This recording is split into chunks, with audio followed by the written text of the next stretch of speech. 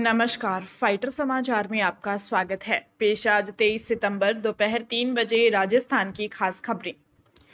त्योहारी सीजन में राज्य सरकार ने 4 ऐसी योजनाएं शुरू की हैं जिनसे गांव से शहर तक खुशहाली का उजाला होगा। इन योजनाओं से 1 करोड़ 5 लाख से अधिक लोग लाभान्वित होंगे। दीनदयाल उपाध्याय गरीबी मुक्त गांव योजना में 5,000 से अधिक गांवों को कवर किया जाएगा। इसके पहले चरण में करीब 74,000 आवेदन आ चुके हैं। इन परिवारों को गरीबी से मुक्ति के लिए 1 लाख की सहायता देने की योजना है। हाउसिंग बोर्ड ने नई हाउसिंग स्कीम लॉन्च की है। इस स्कीम के तहत फ्लैट की कीमत 7,60,000 रुपए से शुरू की गई है। फिलहाल 4 शहरों में करीब 700 फ्लैट बनाएंगे। विश्वकर्मा युवा उद्यमी योजना के तहत सरकार 2 करोड़ तक का लोन दे रही है। 18 से 45 साल की उम्र तय है। योजना के तहत अधिकतम 8% की सब्सिडी मिलेगी, जो 2 करोड़ के लोन पर लागू होगी। इसी तरह प्रदेश के 74 लाख किसानों के खातों में पीएम फसल बीमा योजना के 3,900 करोड़ रुपए ट्रांसफर किए जा रहे हैं। 22 सितंबर से नवरात्र की शुरुआत और जीएसटी में कटौती से प्रदेश भर के बाजारों में त्योहारों से रौनक रही। अन्य दिनों के मुकाबले बाजारों में चहल पहल ज्यादा रही। जहां पिछले दिनों बाजार में ग्राहकी कम थी, वहीं 22 सितंबर को दुकान शोरूम खुलने के साथ ही देर शाम तक बाजार ग्राहकों से त्योहार की तरह रोशन नजर आया। इससे व्यापारी भी खुश नजर आए। बाजारों में खाने पीने की चीजें, dairy product, car, bike, TV के भावों में कमी से राहत मिली और लोगों ने जमकर खरीदारी की। इस दौरान लोगों ने वाहनों की जमकर बुकिंग हुई। वहीं बड़ी संख्या में लोगों ने चौपहिया और दोपहिया वाहन खरीदे। प्रदेश भर के प्रमुख बाजारों में त्योहारों से रौनक रही। नवरात्रों के पहले दिन जीएसटी कटौती के चलते बड़ी संख्या में ग्राहक खरीदारी के लिए पहुंचे। ग्राहकों ने रोजमर्रा के सामान पर कीमतों में गिरावट पर खुशी जाहिर की। आखिरकार शिक्षा विभाग में लंबे इंतजार के बाद प्रदेश के विभिन्न जिलों में 4,527 प्रिंसिपलों के तबादले कर दिए गए। सरकार से अनुमति मिलने के बाद माध्यमिक शिक्षा निदेशक सीताराम जाट ने ट्रांसफर आदेश जारी किए हैं। शाला दर्पण पोर्टल के जरिए तत्काल इन्हें कार्य मुक्ति और कार्य ग्रहण करने के निर्देश दिए गए हैं। अगस्त में माध्यमिक शिक्षा निदेशालय की टीम ने तबादले के लिए जयपुर में कैंप लगाया था। अगस्त में ही सूचियां तैयार हो गई थी, लेकिन आदेश जारी होते उससे पहले ही विधानसभा सत्र शुरू हो गया। अब शिक्षा निदेशालय की ओर से प्रिंसिपल के स्थानांतरण आदेश जारी कर दिए गए हैं। सरकार ने 3 अगस्त को 509 प्रिंसिपल के ट्रांसफर किए थे, लेकिन यह ब्लॉक से स्टेट कार्यालय में किए गए थे। कोटा जिले की पुलिस ने महाराष्ट्र से किडनैप 2 व्यापारियों को बदमाशों के चंगुल से छुड़ा लिया। गुजरात निवासी व्यापारी 2 साल से महाराष्ट्र में कारोबार कर रहे हैं। पुलिस ने नाकाबंदी के दौरान 2 बदमाशों को गिरफ्तार किया। वहीं महिला सहित 5 आरोपी फरार हैं। बदमाशों ने गैंग की महिला सदस्य के साथ व्यापारियों का आपत्तिजनक वीडियो बनाया और वायरल करने की धमकी देकर 20 लाख की फिरौती मांगी। रेलवे कॉलोनी थाना एसएचओ रामस्वरूप मीना ने बताया कि महाराष्ट्र पुलिस की सूचना पर नाकाबंदी कर बदमाश 30 वर्षीय मोहम्मद जुनैद और 26 वर्षीय निहाल अहमद को गिरफ्तार किया। इनके पास से 2 पिस्टल और 1 जिंदा कारतूस बरामद हुआ है। पुलिस ने बताया व्यापारी गुजरात के पोरबंदर में थाना कमलाबाग निवासी जयेश और गढेड़ा भावनगर निवासी पांड्या हिम्मत भाई हैं। पुलिस इनसे पूछताछ कर रही है। जयपुर के निर्माण नगर स्थित कुर्की हाउस में आयोजित beauty pageant Divalicious Mrs India Universe 2025 में पार्टिसिपेंट्स ने अपने जोशीले अंदाज में भाग लेकर ताज और खिताब जीते।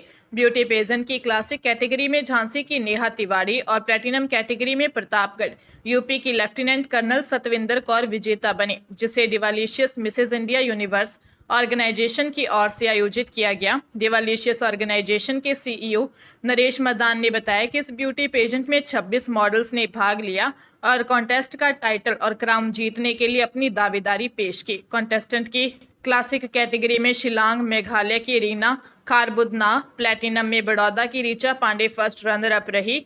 इस दौरान रायबरेली की नूपुर शर्मा क्लासिक कैटेगरी में, केरल की प्रिया प्लेटिनम कैटेगरी में सेकंड रनर अप बनी। सुप्रीम कोर्ट ने एक अहम टिप्पणी करते हुए कहा कि अब समय आ गया है कि मानहानि के मामलों को क्रिमिनल ऑफेंस से हटाया जाए। इससे पहले साल 2016 में सुप्रीम कोर्ट ने एक फैसले में कहा था कि ये कानून सही है और मानहानि का अधिकार भी जीवन के अधिकार का हिस्सा है। उस समय आईपीसी की धारा 499 के तहत मानहानि अपराध थी। अब यह धारा बदल गया है और भारतीय न्याय संहिता की धारा 356 के तहत यह अब भी मानहानि को अपराध मानती है। हालांकि अब सुप्रीम कोर्ट मानहानि को अपराध मानने से फिर से विचार कर रहा है, क्योंकि आज के समय में अभिव्यक्ति की आजादी और मीडिया का रोल अहम है। कोर्ट ने कहा कि इसे सुधारने की जरूरत है और ताकि लोगों की बोलने की आज़ादी बनी रहे, सुप्रीम कोर्ट के द्वारा यह सुझाव तब दिया गया है जब न्यूज़ पोर्टल द वायर के खिलाफ एक आपराधिक मानहानि मामले में जजमेंट पर सुनवाई हो रही थी। सुनवाई के दौरान जस्टिस MM सुंदरश ने कहा कि अब समय आ गया है कि इसे अपराध की श्रेणी से बाहर किया जाए। राजस्थानी संस्कृति, संगीत और परंपराओं की अनोखी छटा लंदन में उस समय देखने को मिली जब राजस्थान चैरिटेबल ट्रस्ट UK ने अपने वार्षिक उत्सव घूमर 2025 का आयोजन किया।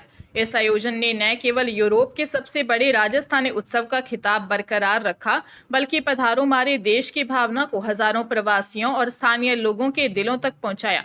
कार्यक्रम के संयोजक हनवंत सिंह राजपुरोहित रहे। जैसे ही घूमर की मधुर धुन बजी, पूरा लंदन मानो राजस्थान की धरती बन गया। रंग बिरंगे परिधानों और पारंपरिक नृत्यों ने माहौल को राजस्थानी रंग में रंग दिया। टेम कुर्जा के संजय मुकुंदगढ़ और मनीषा सैनी की सुरीली आवाज और हेमंत डांगी की कीबोर्ड की जादुई धुनों ने ऐसा समा बांधा कि हर कोई थिरकने पर मजबूर हो गया। हजारों लोगों ने पधारो मारे देश की धुन पर झूमते हुए अपनी संस्कृति पर गर्व महसूस किया। पंजाब के लुधियाना में आई हैदराबाद की साइबर क्राइम पुलिस ने बड़ी कार्रवाई करते हुए 2 साइबर ठगों, जनता नगर निवासी 27 वर्षीय गुरदीप सिंह और 49 वर्षीय कारोबारी संजीव कुमार को गिरफ्तार किया है। इन्होंने अलग अलग मामलों में बुजुर्गों से करोड़ों रुपए ठग लिए। पहला मामला 64 वर्षीय एक ऑनलाइन ट्रेडर से जुड़ा है। जांच में सामने आया कि गुरदीप सिंह ने पीड़ित को डिजिटल प्लेटफॉर्म पर निवेश का झांसा दिया।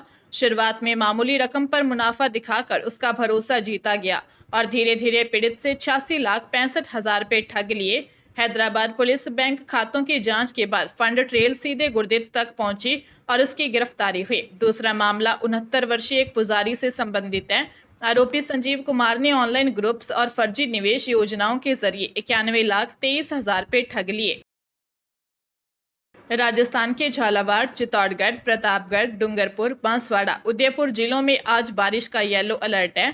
उदयपुर, प्रतापगढ़ के एरिया में सोमवार को भी हल्की बारिश हुई। जयपुर, टोंक, भीलवाड़ा, अजमेर समेत कुछ जिलों में मानसून की विदाई हो चुकी है।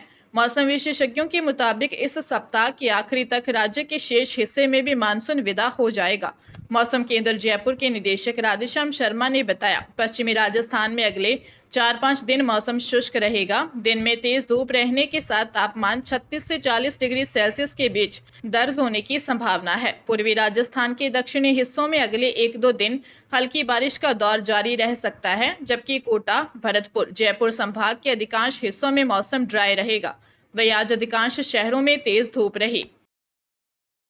हरियाणा के गुरुग्राम के सेक्टर 95 में वजीरपुर चौक के पास तेज रफ्तार ट्रक ने ममेरे भाइयों की बाइक को टक्कर मार दी। हादसे में बाइक सवार युवक की मौत हो गई, जबकि उसका ममेरा भाई घायल हो गया। मृतक की पहचान गाजियाबाद यूपी निवासी 23 वर्षीय आदर्श सिंह के रूप में हुई है। वह दिल्ली स्थित मदर डेयरी में नौकरी करता था।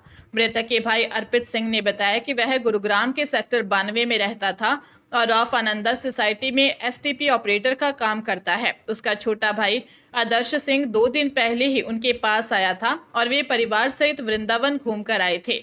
आदर्श और मामा का लड़का नीतीश बाइक पर नवरात्र का सामान लेने सेक्टर 95 की ओर गए थे। जैसे ही वे वजीरपुर चौक के पास पहुंचे तो एक ट्रक ने उनकी बाइक को टक्कर मार दी। हादसे में आदर्श की मौत हो गई। पुलिस ट्रक चालक की तलाश कर रही है। डीग के कामा तहसील के गांव गांवड़ी में एक दर्दनाक हादसा सामने आया। यहां एक ओवरलोड ट्रैक्टर ने 6 साल के बच्चे को टक्कर मार दी। हादसे में बच्चे की मौके पर ही मौत हो गई। मृतक की पहचान समर के रूप में हुई है। घटना के समय समर अपने घर के बाहर खेल रहा था। इस दौरान तेज रफ्तार से आ रहे ओवरलोड ट्रैक्टर ट्रॉली ने उसे टक्कर मार दी। हादसे के बाद ड्राइवर ट्रैक्टर छोड़कर मौके से फरार हो गया। सूचना मिलते ही जुरहरा पुलिस मौके पर पहुंची।